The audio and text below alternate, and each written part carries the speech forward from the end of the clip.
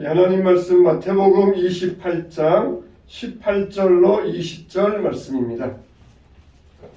신약성경 보시겠습니다. 신약성경 마태복음 28장 18절로 20절 말씀입니다. 신약성경 52면 마태복음 28장 18절로 20절 말씀. 우리 다 같이 한 목소리로 시작. 예수께서 나와 말씀하여 이르시되 하늘과 땅의 모든 권세를 내게 주셨으니 그러므로 너희는 가서 모든 민족을 제자로 삼아 아버지와 아들과 성령의 이름으로 세례를 베풀고 내가 너희에게 분부한 모든 것을 가르쳐 지키게 하라. 그렇지어다 내가 세상 끝날까지 너희와 항상 함께 있으리라 하시니라. 아멘. 아니요 레지스테라는 말이 있습니다. 레지스테라는 말은 프랑스 말인데 프랑스 말로 이 저항군, 우리로 말한다면 일제시대 때 독립군과 같은 이 저항군들이 있었어요. 이런 사람들을 레지스탕스라고 합니다. 프랑스가 2차 대전 때 독일군에 의하여서 점령돼 가지고 이 독일군에게 저항하는 저항군들을 레지스탕스라고 했어요. 근데 원래 이 레지스트라는 말은 기독교에서 나온 말입니다. 서기 18세기에 독재자 루이 14세라는 왕이 있었습니다. 이 왕이 기독교인들을 굉장히 핍박했어요. 예배를 전면적으로 금지시키고 그리고 천주교로 개종하도록 온갖 회유를 했습니다. 그러다가 안 되면은 감옥에 가두어가지고 그 감옥 속에서 하루에 2번씩 개종하라고 협박을 했어요.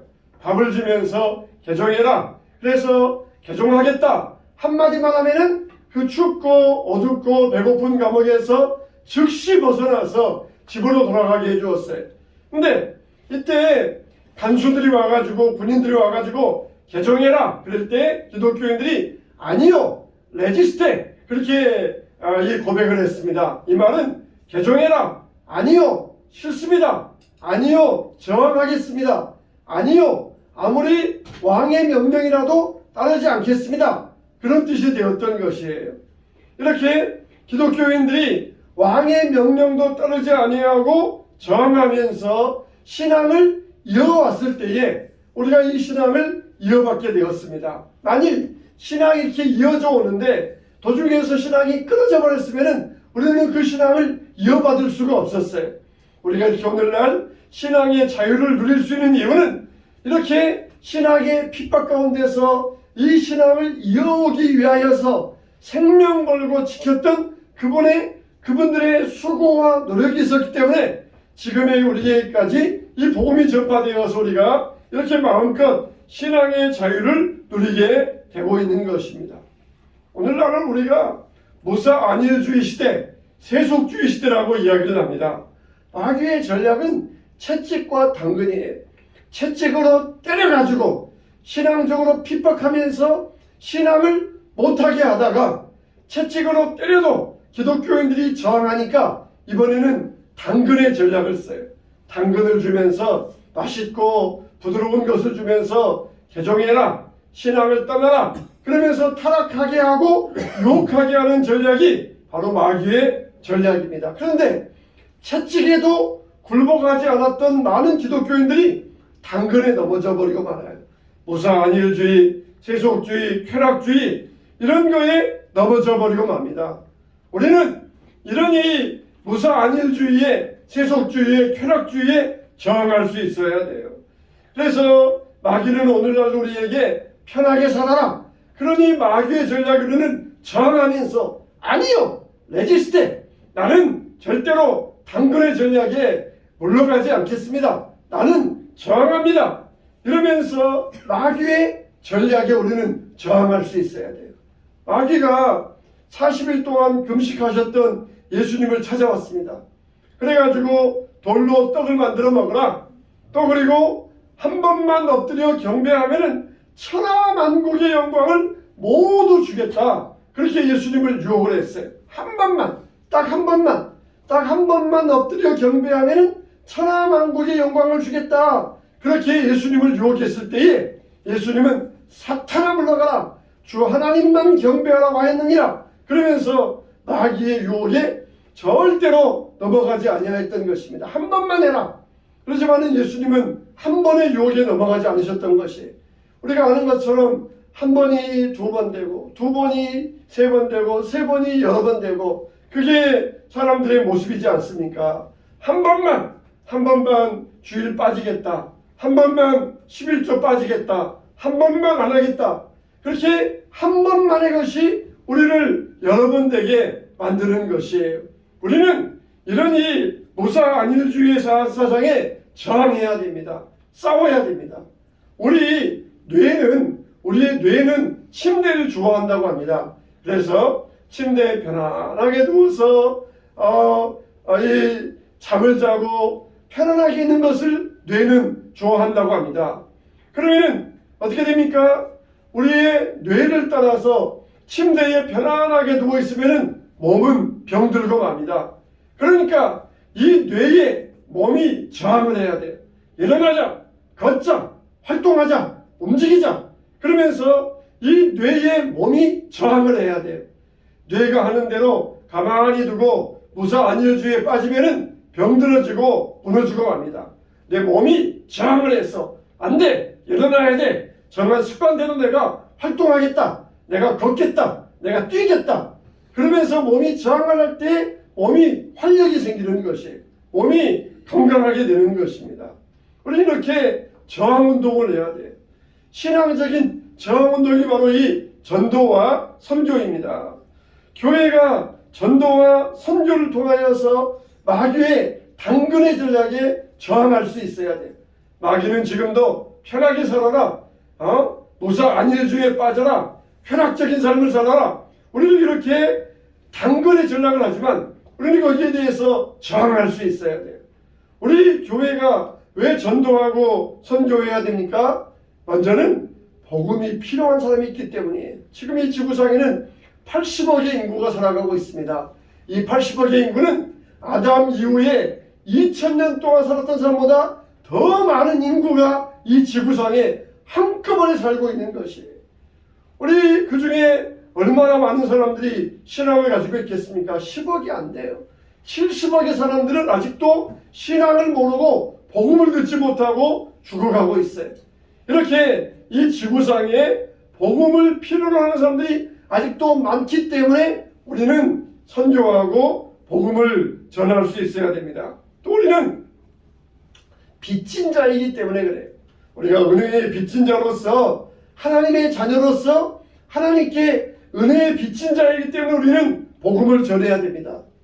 우리는 얼마나 만달란트 빚진 종들과 같다. 마치 요즘으로 한다면 100조 원의 빚을 진 자들이 도저히 우리 힘으로는 갚을 수가 없는 엄청난 빚입니다. 마치 이것을 어떻게 표현했냐면, 우리는 마치 어디에 가면은 먹을 것을 얻을 수 있는 거지와 같다. 내가 어디에 가서 먹을 것을 얻었다. 그러면은 내가 가서 다리 밑에서 굶주리고 있는 거지들에게 이것을 알려주어야 된다. 이게 바로 전도라고 그랬어요. 굶주리고 있는데 나만 어디에 가서 배부르고 왔어요. 같이 있는 동료 거지들에게 이것을 알려주지 아니하면은 죄인 것입니다.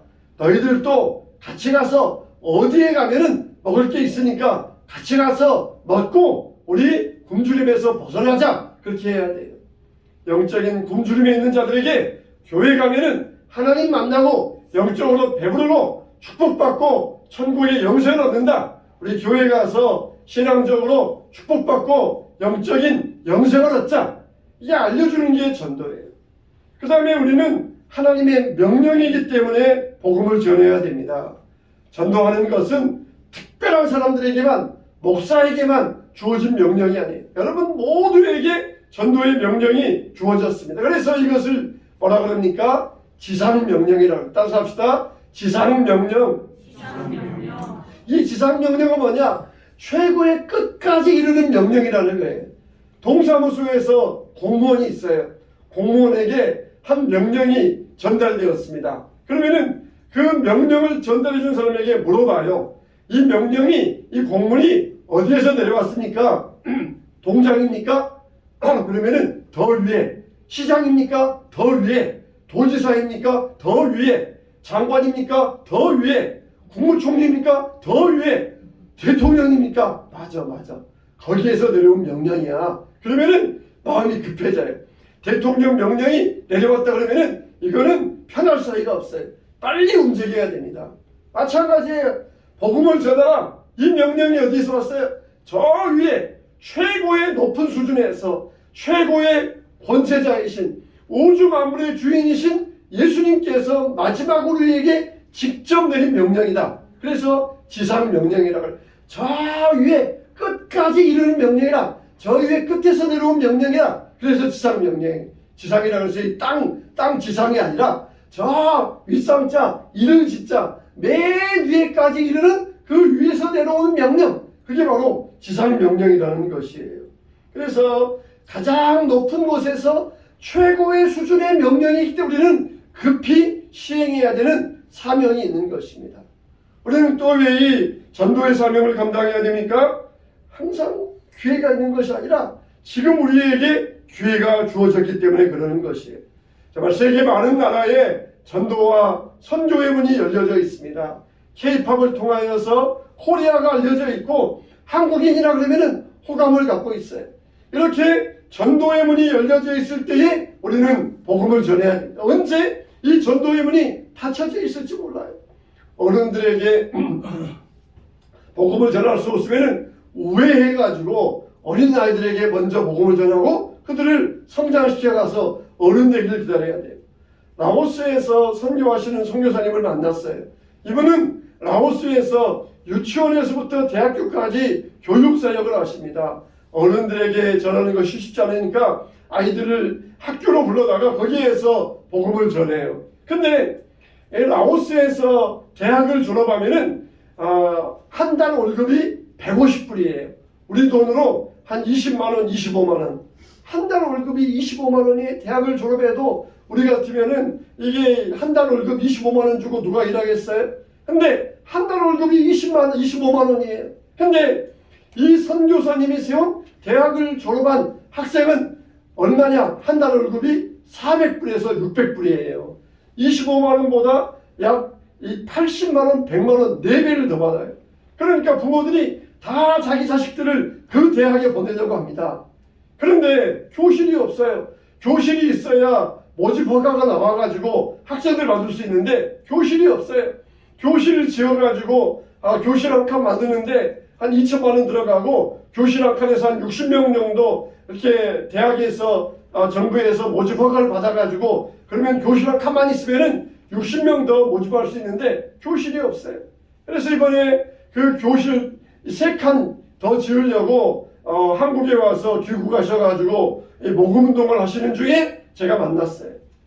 그러면서 지금 한 2,000명 정도 유치원부터 대학까지 거기에 재학하고 있는데 이렇게 교실을 한 칸만 더 늘리면은 60명을 더 모집해서 허가가 나와서 할 수 있습니다. 이게 그렇게 하는 이야기를 들어보았습니다. 우리들이 2천만 원 헌금하면은 교실 한 칸 늘리고 60명도 모집하고 그들에게 60명을 그냥 시간마다 복음을 전할 수 있어요.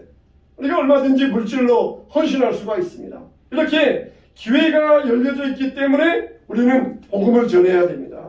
이렇게 참 일반 학교에서 교육하는 것보다 선교사님들이 막 사명을 가지고 선교하듯이 교육을 하니까 이들이 교육도 잘 받고 교육의 질도 높고 그러니까 회사들마다 거기에서 졸업한 학생들 우리 회사에 보내주세요. 거기에서 그냥 선교생 통해서 열심히 교육을 잘 받으니까 다른 대학과는 틀리다는 거예요. 학생들의 질이 틀리다는 것이에요.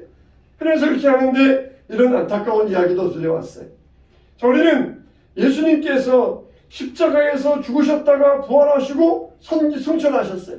그 다음에 제자들이 우리 전도하자 그러면서 회의하지 않았습니다.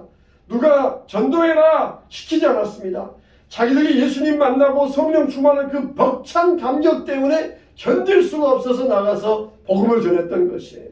핍박을 해도 굴하지 아니하고 너희가 하나님 말씀과 너희 말 듣는 중에 어느 것이 옳은가 생각해보라. 그러면서 담대하게 복음을 전하였던 것입니다.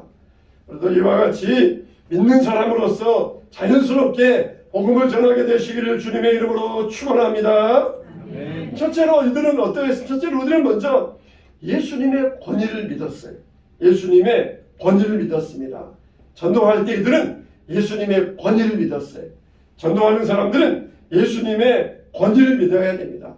우리는 그렇게 할 때 자신감 있게 복음을 전할 수가 있어요. 군인들이 경비를 서는 곳에 일반인들은, 민간인들은 그 군인들이 경비하는 곳에 출입할 수 없어요. 그런데 사령관의 명령을 가지고 왔다. 그러면은 군인들이 경비 서는 곳에 사령관의 명령으로 왔어. 그러면서 권위 있게 주장하면은 그곳을 통과해서 들어갈 수가 있어요. 우리는 정말 예수님의 권위를 믿고 전해야 됩니다. 예수님께서 뭐라고 하셨어요? 하늘과 땅의 모든 권세를 내게 주셨으니, 그리고 이 권세를 너희들에게 위임하니까 너희들은 가서 모든 민족으로 제자를 삼으라 하셨어요. 하늘과 땅의 모든 권세, 모든 권세의 권위자, 이게 예수님이라는 것이에요. 이게 예수님의 권위예요.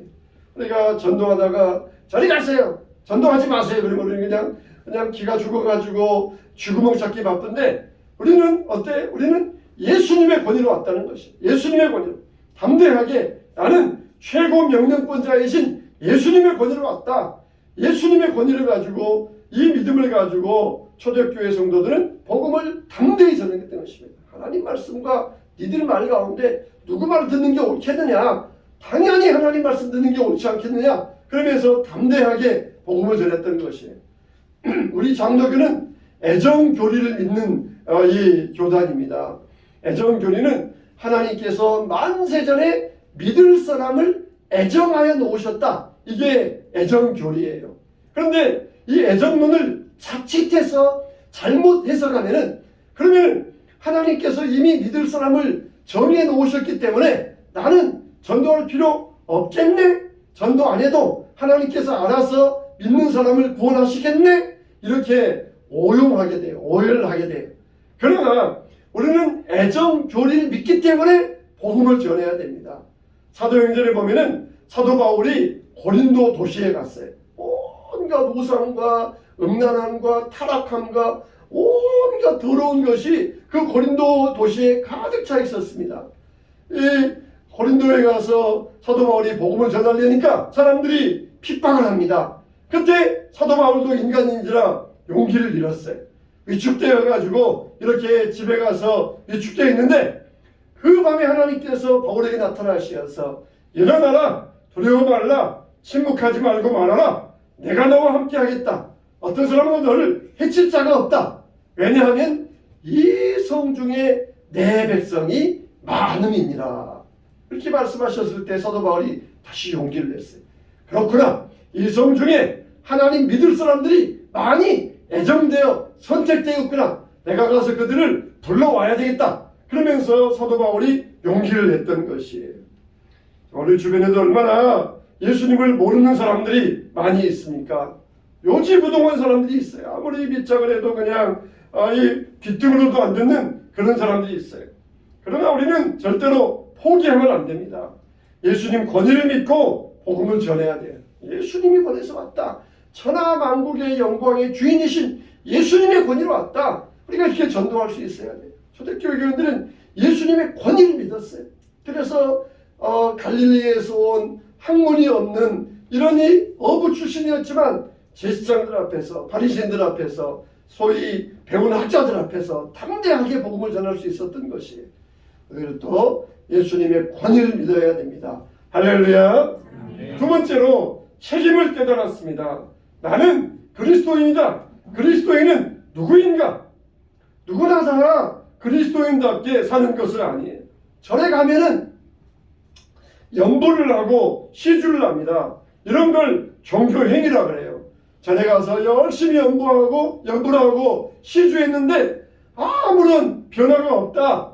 이런 사람들은 공연부라는 사람이 참된 종교인이 아닙니다. 우리는 예수님의 제자로 살아야 돼요. 우리는 종교인이 아닙니다. 종교 행위를 하는 게 아니에요. 예수님의 제자로서 변화가 되어야 돼요. 종교 행위를 한다고 해서 저절로 변화되는 것이 아닙니다. 그리스도인이라면 마땅히 예수님을 전하는 일에 힘써야 돼요. 절에 가서 열심히 연보를 하고 와서는 내려와서는 나쁜 짓 하면은 그거는 공연보를 하는 것이에요. 우리가 교회에 와서도 마찬가지입니다. 종교 행위를 했지만은 그 삶에 변화가 없으면은 소용이 없는 것이에요. 초대교회 성도들은 예수님 때문에 삶 전체가 바뀌었어요. 생각이 바뀌었습니다. 목적이 바뀌었습니다. 생활이 바뀌었습니다. 소망이 바뀌었습니다. 살아도 예수님 위해서, 죽어도 예수님 위해서. 이게 진짜 제자의 삶이에요. 절에 가서 연불을 하는데 연불을 그냥 달달달달달달달 외우고 왔어요. 근데 내려와서는 나쁜 짓만 한다 그러면은 그건 무슨 소용이 있겠어요?